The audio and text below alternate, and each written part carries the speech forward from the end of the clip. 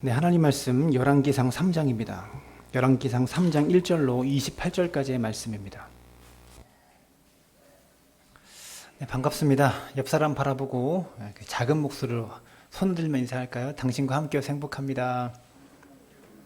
네, 함께여서 행복하고 함께여서 좋습니다. 오늘 유명한 이야기죠. 솔로몬이 자기 아이라고 주장하는 두 명의 여인 사이에 어떻게 진짜 부모를 찾을 수 있었는가에 대한 이야기가 나오고요. 그 앞에 솔로몬이 드린 일천번제에 대한 이야기가 나오죠. 이 유명한 두 가지의 말씀을 우리가 함께 살펴보면서 하나님의 뜻을 찾아가는 시간 되었으면 좋겠습니다. 여러분, 지난 한 주간 여러분의 삶을 돌이켜보면 수도 없이 많은 선택의 연속이었을 것 같습니다. 인생은 B로 시작해서 D로 끝난다고 말합니다. B가 뭐냐면 벌수입니다. 태어남이란 뜻이죠. D는 뭐냐면 데스입니다. 죽음이란 뜻이죠. 이 B와 D 사이를 여행하는 것이 인생이다. 그렇게 말하는 것이죠. 그러니까 B와 D 정도밖에 되지 않는 짧은 생을 사는 것이 우리의 인생이다라는 말이에요. 그리고 B와 D 사이에 뭐가 있습니까? B 다음에 나오는 게 뭐죠? C죠. A, B, C, D 이렇게 나오는데 이 벌스와 데스 사이에 B와 D 사이에 C가 있습니다. 이 C는 뭘까요? 초이스를 뜻합니다. 선택이란 뜻이죠. 인생에 성공하기 위해서 태어남과 죽음 사이에 초이스, 선택을 잘해야 우리 인생을 잘 사는 것이고요. 우리 인생을 성공할 수 있다고 말하는 것이죠. 우리는 세상에 태어나면서 죽기까지 수도 없이 많은 선택들을 하며 인생을 살아갑니다. 우리가 인생을 성공적으로 살아가려면 여러분이 좋은 선택을 하실 수 있어야 돼요. 그러면 좋은 선택을 하려면 무엇이 필요할까요? 지혜가 필요하겠죠. 지혜로운 선택을 해야 우리가 바른 인생, 성공적인 인생을 살아갈 수 있다고 말할 수 있습니다. 그러나 우리가 인생을 살면서 좋은 선택을 한다는 것은 결코 쉬운 일은 아닌 것 같습니다.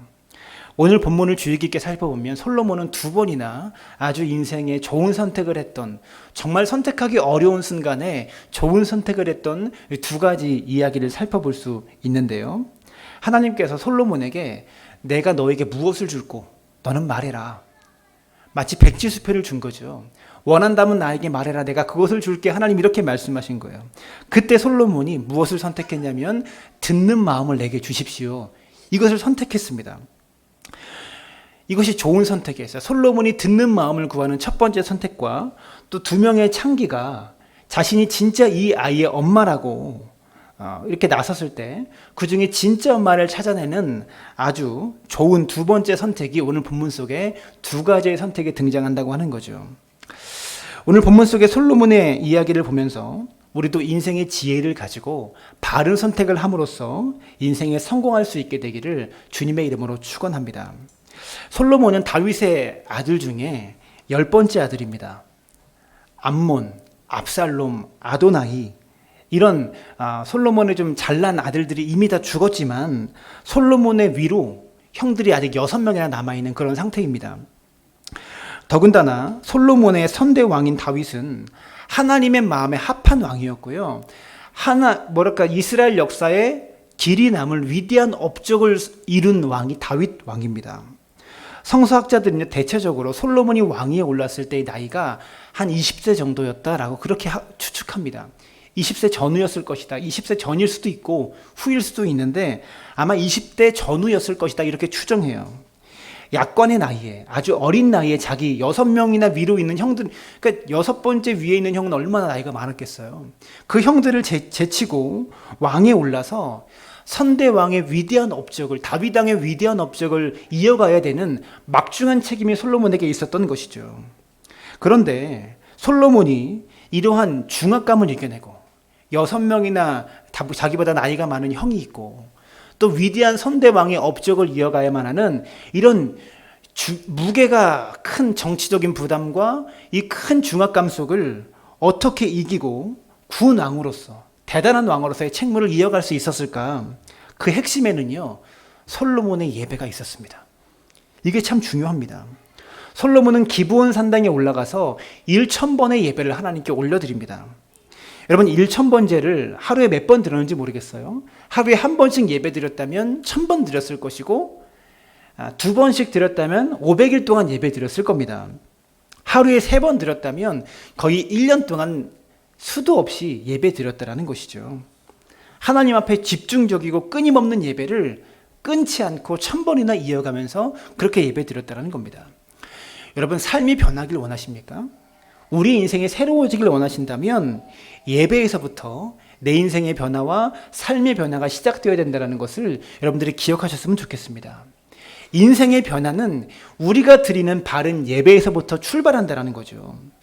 오늘 말씀을 준비하면서 저는 이런 생각이 들었습니다. 한 주간 동안 우리 교회가 드리는 예배가 8번입니다. 주일 예배 1번 드리고요, 새벽 예배를 5번 드리고, 수요 예배 1번, 금요 예배 1번, 8번 예배를 드립니다. 1년이 52주라고 계산한다면 1년에 416번 정도의 예배를 드립니다. 거기다가 송구영신 예배, 또 성탄절 예배, 이런 거 합치면 418번 정도의 예배를 우리가 드리게 되는 거예요. 여러분, 오늘부터 우리가 하나님 앞에 드리는 그 1000번의 예배를 정성을 다해서 한번 드려보지 않겠습니까? 주일 예배 1번 나오시는 분이라도 이 주일 예배 1번만큼이라도 1000번을 정성을 다해서 하나님께 한번 드려보세요. 예배의 순서에 하나하나의 마음을 담고 정성을 담아서 예배를 드리면 솔로몬과 같이 꼭 1000번은 아니더라도 우리가 예배에 온 마음과 뜻을 다해서 집중적으로 드리는 예배가 점점 길어지면 길어질수록 그렇게 결단하면서 예배하게 된다면 반드시 하나님을 만나게 되고요, 우리의 삶과 우리의 마음이 변화될 것이라고 저는 생각합니다. 오늘 본문을 보시면 솔로몬이 1000번의 예배를 마쳤을 때 하나님께서 솔로몬에게 나타나셨습니다. 열왕기상 3장 4절과 5절의 말씀을 함께 보겠습니다. 3장 4절과 5절입니다. 이에 왕이 제사하러 기브온으로 가니 거기는 산당이 큼이라. 솔로몬이 그 제단에 1000번 제사를 드렸더니 기브온에서 밤에 여호와께서 솔로몬의 꿈에 나타나시니라. 하나님이 이르시되 내가 내게 무엇을 줄고 너는 구하라. 여러분, 5절의 말씀을 좀 특별히 주목했으면 좋겠습니다. 솔로몬이 1000번의 제사를 드리고 나서 그때 하나님께서 솔로몬에게 나타나셔서 뭐라고 말씀하십니까? 내가 내게 무엇을 줄고 너는 구하라. 이렇게 말씀하셨습니다. 여러분, 저는 이런 기대를 해봅니다. 여러분이 마음속에 정한 100번의 예배든지 50번의 예배든지 1000번의 예배든지 정성을 다해서 드린 그 예배가 끝났을 때 하나님께서 여러분에게 찾아오시지 않을까? 저는 그런 기대를 한번 해봅니다. 예배의 어느 순간에 하나님께서 우리에게 오시지 않을까? 그 기대를 가지고 솔로몬처럼 정성스럽게 여러분이 예배했으면 좋겠습니다. 우리가 정성을 다해 드리는 그 1000번의 예배를 통해서 하나님의 지혜가 임하고 성령의 임재가 임하고 그 지혜를 통해서 그 성령님의 도우심을 통해서 삶의 선택이 변화되고 좋은 선택을 통해서 내 인생이 하나님의 은혜의 길로, 하나님이 원하시는 길로 나아가는 그런 멋진 인생들 되셨으면 좋겠다라는 것이죠. 여러분, 생각해 보세요. 내가 내게 무엇을 줄고 너는 구하라. 이 말씀은 솔로몬에게 하나님께서 너 뭐든지 말해. 내가 다 줄게. 백지수표 준 거예요. 말만 해봐. 내가 너에게 다 줄게. 네가 원하는 거 줄게. 이런 의미 같지만 절대 이런 의미가 아닙니다. 이 질문은요, 솔로몬이 어떠한 사람인지 하나님께서 솔로몬의 정체성을 묻고 계시는 그런 질문이다라는 것이죠. 여러분, 내가 내게 무엇을 줄고 너는 구하라. 이 질문에 대답했을 때 대답한 사람은요, 이 대답을 통해서 내가 어떤 사람인지, 내가 누구인지 노출하게 되는 거예요. 무슨 말인지 이해가 되세요? 왜 그러냐면 내가 갖기 원하는 그것이 그 사람의 정체성을 드러내는 거거든요. 내가 갖기 원하는 그것이 그 사람이 어떠한 사람인지를 나타내는 거거든요. 만약 하나님께서 저와 여러분에게 나타나셔서 내가 너에게 무엇을 줄고 너는 구하라 이렇게 물으신다면 여러분 어떻게 대답하시겠습니까? 매우 존재론적인 질문, 철학적인 질문이고 존재론적인 질문이에요. 만약 우리가 돈이요? 라고 질문한다면 우리의 삶을 이끄는 정체성은 돈이 되는 거죠. 건강이요? 라고 말한다면 우리의 삶을 이끄는 정체성은 건강이 되는 거죠. 오늘 본문 속에서 솔로몬이 나에게는 이것이 필요합니다 라고 말하면서 솔로몬은요, 내가 필요한 것, 나에게 지금 당장은 필요한 것을 먼저 구하지 않습니다. 어떻게 말하는지 아세요? 내가 너에게 무엇을 줄고 너는 구해라. 말하기만 해봐. 이 말씀 속에 솔로몬은요 6절에서 하나님을 찬양합니다. 자신의 아버지 다윗에게 하나님께서 베푸셨던 은혜, 그 능력, 그 하나님을 찬양해요. 6절을 보시면 주께서 그에게 큰 은혜를 베푸셨고 주께서 또 그를 위하여 이 큰 은혜를 항상 주사 오늘과 같이 그의 자리에 앉을 아들을 그에게 주셨나이다 라고 말하면서 다윗에게 하신 일과 자신에게 하신 일을 하나님을 찬양하기 시작했다는 거죠. 사랑하는 여러분 기도하실 때 아무리 여러분 앞에 닥친 인생의 무게가 급하다고, 인생의 문제가 급급하다고 해서 서둘러서 나에게 필요한 것만 구하지 마시고 아무리 문제가 급해도 먼저 하나님을 찬양하실 수 있는 믿음의 사람 되시기를 바랍니다. 여러분, 그리고요, 하나님께서 지금 나에게 어떤 것을 행하셨는지, 내 삶의 문제가, 여러분 솔로몬도 매우 급급한 문제가 앞에 놓여 있는 겁니다. 6명의 자기보다 나이가 더 많은, 더 멋있고 좋은 형들이 있는데 자기가 막내 아들인 자기가 왕이 됐어요. 정치적으로 엄청난 문제가 자기 앞에 있는 거예요. 또 선대 왕의 업적을 이어가는 엄청난 부담감이 자기 앞에 있는 거예요. 이 문제가 가장 급하지 않겠어요?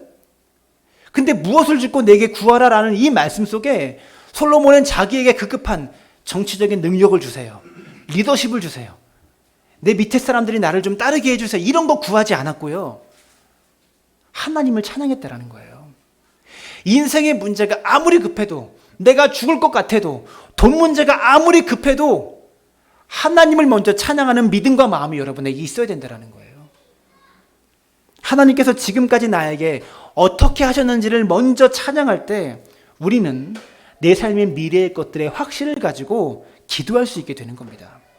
그리고 솔로몬은요, 이 하나님에 대한 감사와 찬양이 끝난 이후에도 원하는 것을 달라고 구하지 않고 자신의 연약함과 부족함을 진솔하게 하나님께 고백하고 있습니다. 7절 하반절을 보면요, 종은 작은 아이라 출입할 줄을 알지 못하고, 한 나라의 최고의 전성기를 이끌고 있는 이 솔로몬 왕이요, 나는 작은 아이다.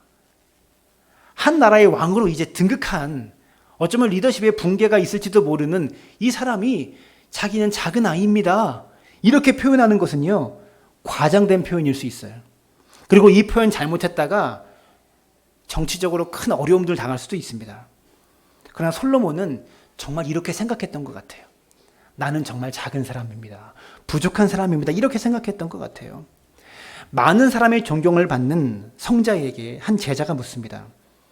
지금까지 살아오면서 가장 쉬운 일은 무엇이었습니까?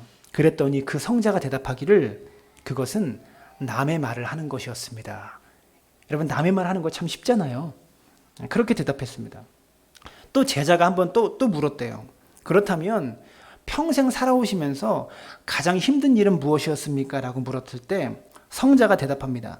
그것은 겸손해지는 일이었습니다. 이렇게 대답했다고 해요. 여러분, 인생을 살면서 가장 쉬운 건요, 남 얘기하는 거고요. 가장 어려운 것은 내가 겸손해지는 겁니다. 우리 모두에게 해당되는 이야기인 것 같아요. 잠언 11장 2절에 보시면 이런 말씀이 있습니다. 교만이 오면 욕도 오거니와 겸손한 자에게는 지혜가 있느니라. 교만이 오면 뭐가 함께 따라온대요? 욕도 함께 따라온대요. 근데 겸손한 자에게 뭐가 있대요? 지혜가 있대요. 겸손해지시기를 부탁을 드려요. 배울 때 가장 필요한 태도가 뭡니까? 배움에 가장 필요한 태도는 겸손입니다. 그리고 참된 배움의 증거는 배우면 배울수록 겸손해지는 거예요. 공부를 하면 할수록 야, 이게 쉬운 게 아니구나. 여러분, 신학교 다닐 때 제일 교만할 때가 언제인 줄 아세요? 저를 봐도 신학교 4학년 때 제일 교만하더라고요. 졸업반 때. 처음에 들어오면 아무것도 모르니까 많이 배우려고 합니다. 한 4년 정도 공부하다 보면 자기가 많이 배운 줄 알아요. 그래서 막 목사님의 설교를 들으면서도 비판하기 시작하고요. 책을 보면서도 비판적으로 보는 시각을 가져야 된다고 말하면서 그렇게 비판하려고 해요. 배우면 배울수록 겸손해진다는 것이죠. 벼는 익으면 익을수록 고개를 숙인다. 이런 말처럼 공부를 해도 배움이 익어갈수록 겸손해지는 것이죠. 목사는요, 여러분, 목사는 이 강단에서, 강대상에서 하나님의 말씀을 가르치는 선생입니다. 그러나 저는 목사로서 강단에서 하나님 말씀을 가르치는 선생이기 이전에 책상에서 씨름하는 학생이 되어야 합니다. 저에게는 굉장히 아멘인 묵상으로 다가왔어요. 분명히 저는 가르치는 선생이지만 강단을 내려와서는 책상에서 공부하며 배우는 학생이 되어야 한다는 것이죠. 그래야만 좋은 선생이 될 수 있는 거예요. 목회자로서 제가 가진 영성의 첫 단계는 내가 항상 초보라는 것을 기억하는 겁니다. 항상 개척할 때 그 마음으로 돌아가는 거예요. 솔로몬의 고백처럼 나는 작은 아이다. 이렇게 고백할 수 있어야 되는 것이죠. 여러분, 이것이 비단 목회뿐이겠습니까? 우리의 삶 가운데, 우리의 삶 속에서도 여러분의 인생의 경험과 여러분의 전공에 대한 스펙이 쌓여갈수록 더욱 겸손해지는 믿음의 사람 되시기를 주님의 이름으로 축원합니다. 이제 솔로몬의 질문, 이 하나님의 질문에 솔로몬이 대답을 하는데 9절을 보시면 이렇게 말합니다. 누가 주의 이 많은 백성을 재판할 수 있사오리까? 듣는 마음을 종에게 주사 주의 백성을 재판하여 선악을 분별하게 하옵소서. 이렇게 말합니다. 뭐를 달라고 말해요? 듣는 마음을 종에게 달래요. 개역개정 번역에서는, 지금 우리가 보는 성경에서는 듣는 마음으로 번역되어 있지만 개역 한글 번역에서는요, 지혜로운 마음 이렇게 번역되어 있습니다. 지혜로운 마음을 달라고 솔로몬이 그렇게 기도해요. 지혜가 무엇입니까? 성경은 듣는 마음을 지혜라고 이야기하고 있다는 것이죠. 들을 수 있는 자가 지혜자인 거예요. 여러분 기억하시기 바랍니다. 잠언 1장 5절을 보시면 지혜 있는 자는 뭐한대요? 듣고 학식을 더할 것이요 명철한 자는 지략을 얻을 것이라. 잠언 12장 15절은요, 미련한 자는 자기 행위를 바른 줄로 여기나 지혜로운 자는 권고를 어떻게 해요? 듣느니라. 여러분, 오늘 이 시간 이 예배를 통해서 우리의 들음은 어떤 것인가? 저와 여러분은 과연 어떠한 들음을 가지고 있는가? 이것에 대해서 깊이 생각할 수 있게 되기를 바랍니다. 들음에는요, 4가지 종류의 들음이 있어요. 우리가 잘 아는 씨 뿌리는 밭의 비유가 있잖아요. 그게 들음의 비유예요. 길가에 들음이 있고 돌짝밭에 들음이 있고 가시밭에 들음이 있고 좋은 땅에 들음이 있습니다. 우리가 일반적으로 마가복음 4장에 나오는 씨 뿌리는 자의 비유, 이 말씀이 사실 듣는 비유라고 해요. 우리가 어떻게 듣는가? 여러분, 하나님께서 우리가 살아가는 인생에서 우리의 입보다 귀한 게 귀입니다. 입은 하나지만 귀는 2개잖아요. 우리의 몸을 이렇게 창조하신 이유가 있는 거예요. 귀를 2개를 만드신 이유는 듣는 것이 그만큼 가장 중요하기 때문이다라는 것이죠. 잠언 18장 13절을 보시면 사연을 듣기 전에 대답하는 자는 미련하여 욕을 당하느니라. 듣기 전에 대답하지 말래요. 10장 19절에 보시면 말이 많으면 허물을 면하기 어려우나 그 입술을 제어하는 자는 지혜가 있느니라. 우리가 바쁜 현대의 일상을 살아가면서 우리의 삶 속에 항상 소음이 있습니다.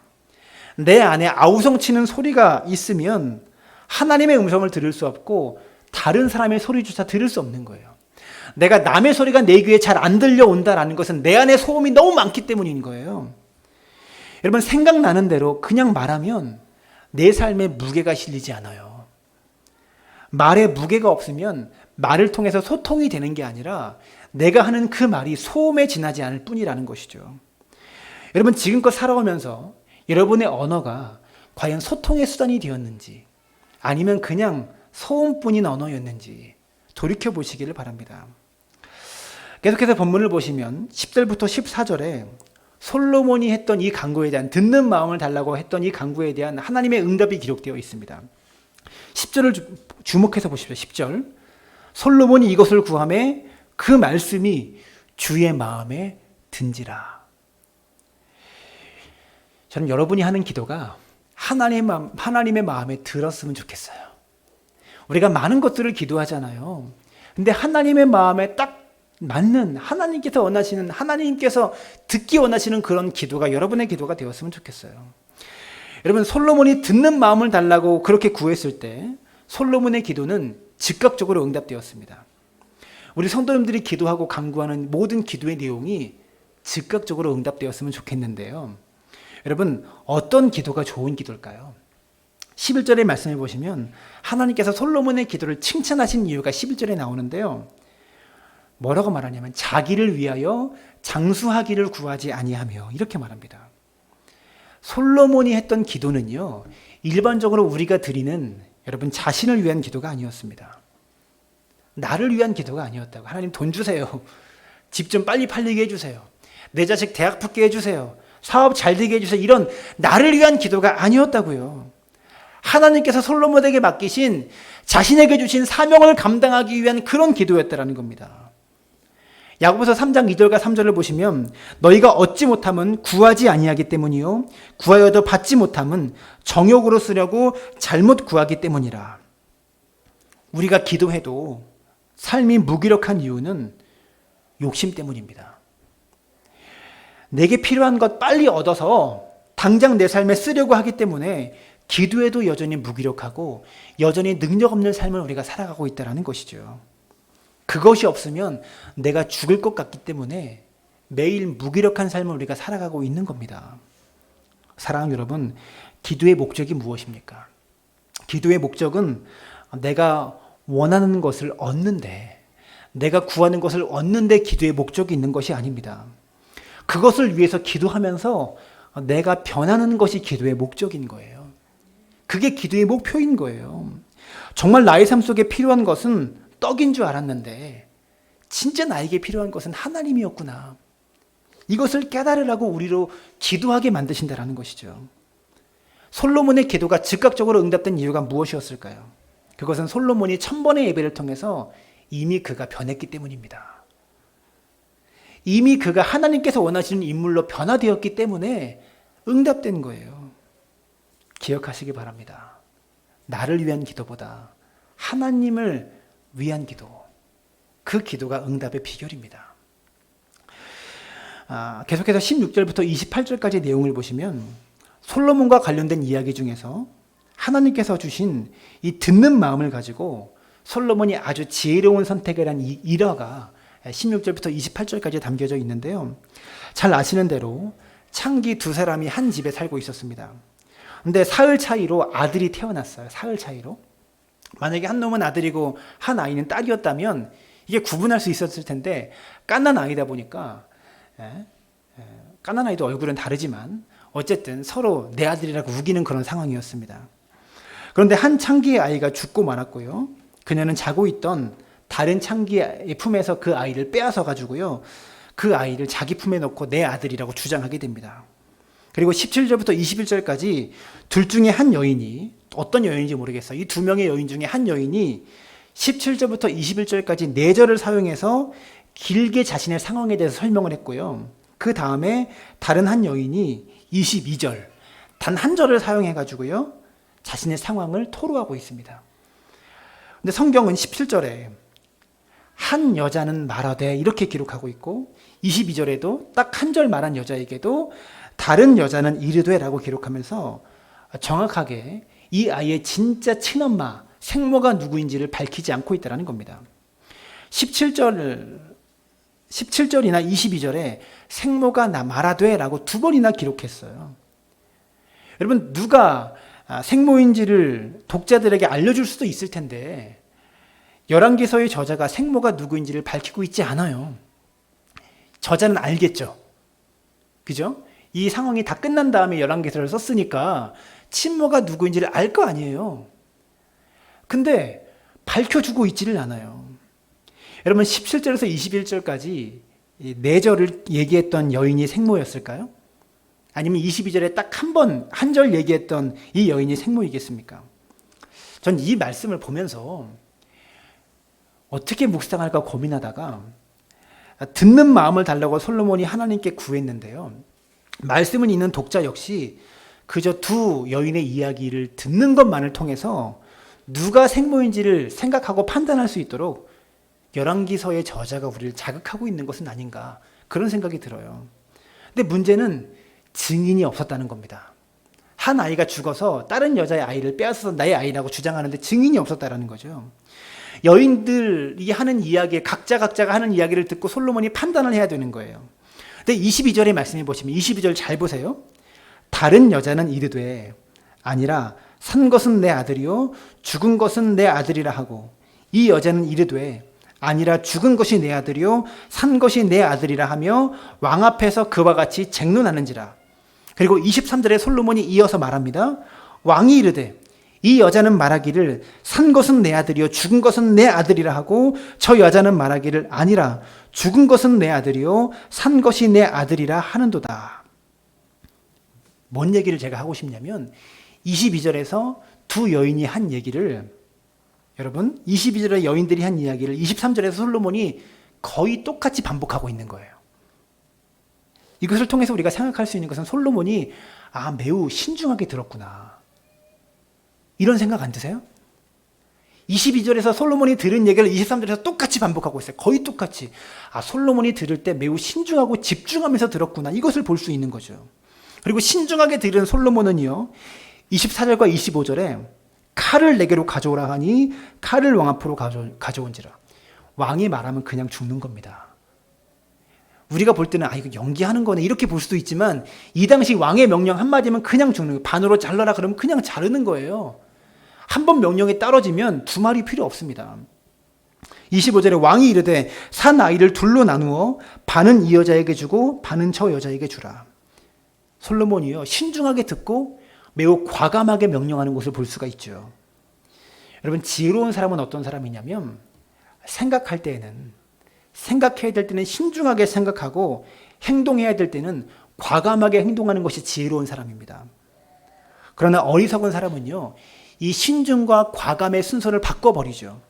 생각해야 될 때 아주 과감하게 생각하고요, 행동해야 될 때 신중하게 행동하는 사람, 이게 어리석은 사람인 거예요. 솔로몬은 두 창기의 이야기를 듣고 아주 신중하게 생각합니다.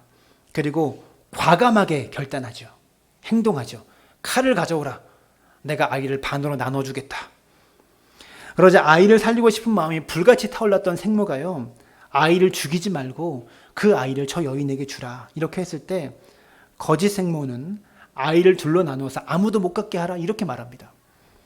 그렇게 생모가 판결되었고요 솔로몬은 생모에게 아이를 주라고 말하면서 이 이야기가 맞춰지게 되는 거죠. 저는 한 가지 질문을 던지고 싶습니다. 이것은 해석적으로 별로 중요한 질문은 아니에요. 근데 그냥 묵상이 되었어요. 본문이 지금 이렇게 끝나고 있는데 솔로몬이 이 거짓말로 자기가 생모라고 주장했던 이 여인에 관해서 어떠한 징벌을 가했는지를 성경이 이야기하고 있지 않아요.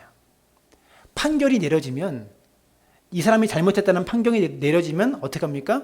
반드시 징벌이 같이 선포됩니다. 법원에서도 잘못이 확정되면 징역 몇 년, 벌금 얼마, 반드시 징벌이 같이 내려져요. 지금 왕이 재판했잖아요. 재판이 끝났는데 분명히 징벌이 있었을 거예요. 근데 징벌에 대한 기록이 없어요.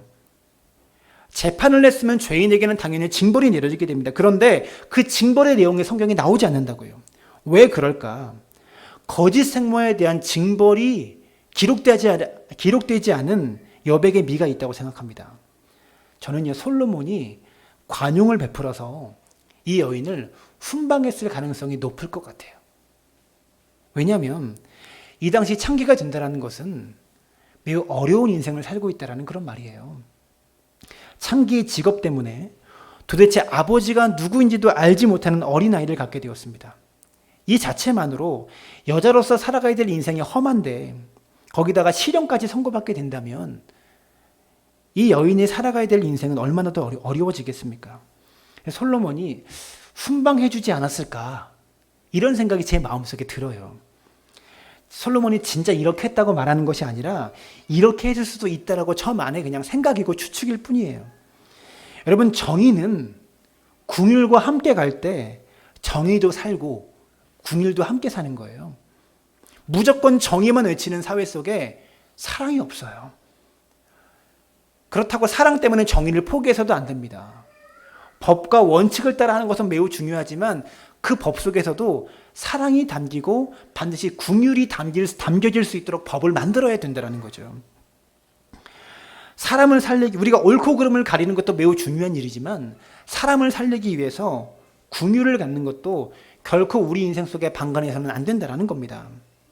솔로몬은 듣는 마음을 구했지만 열왕기상 4장 이후를 보시면 하나님은 솔로몬이 구한 것보다 훨씬 많은 것들을 주시는 것을 볼 수 있습니다. 솔로몬은 잠언과 지혜에 능통했고요.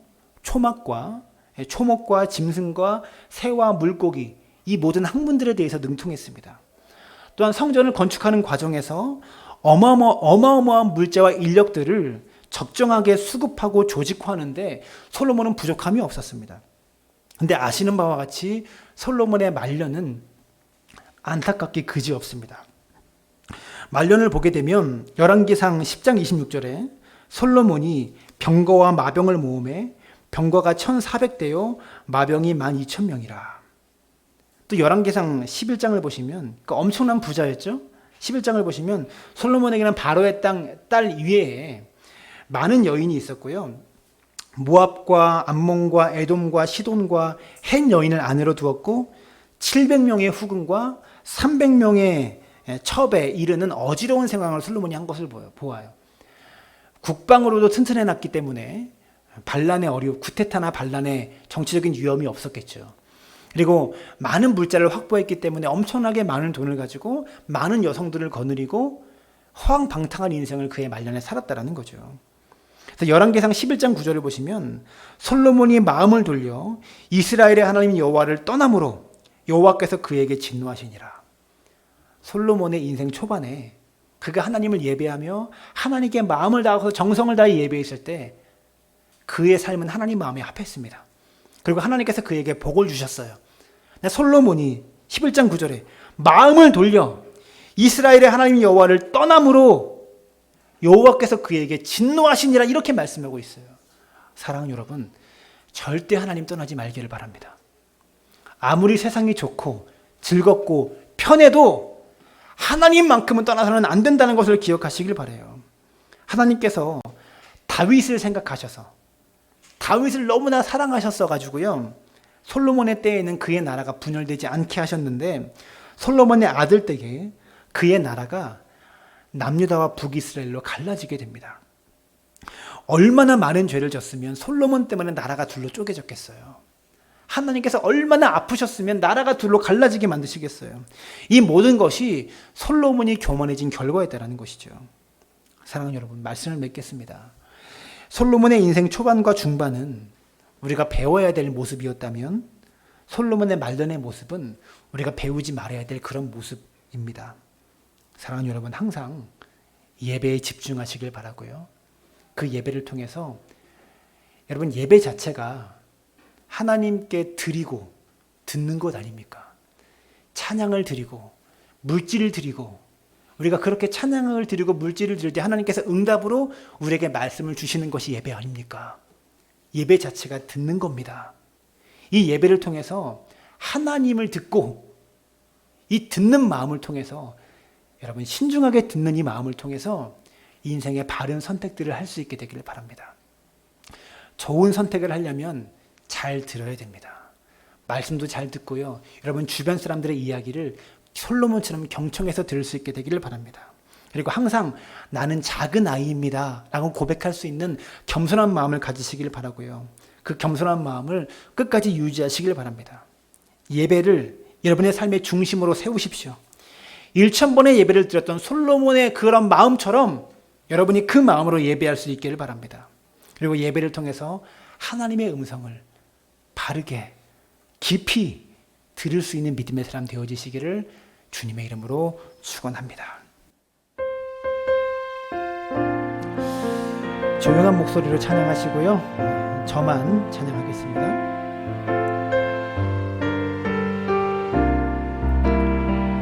완전하신 나의 주, 완전하신 나의 주, 의의 길로 날 인도하소서. 행하신 모든 일 주님의 영광 다 경배합니다. 완전하신 나의 주, 완전하신 나의 주, 의의 길로 날 인도하소서. 하신 모든 일 주님의 영광 다 경배합니다. 예배합니다. 찬양합니다. 주님만 날 다스리소서. 예배합니다. 찬양합니다. 주님 홀로 높임 받으소. 예배합니다. 예배합니다. 찬양합니다. 주님만 날 다스리소서.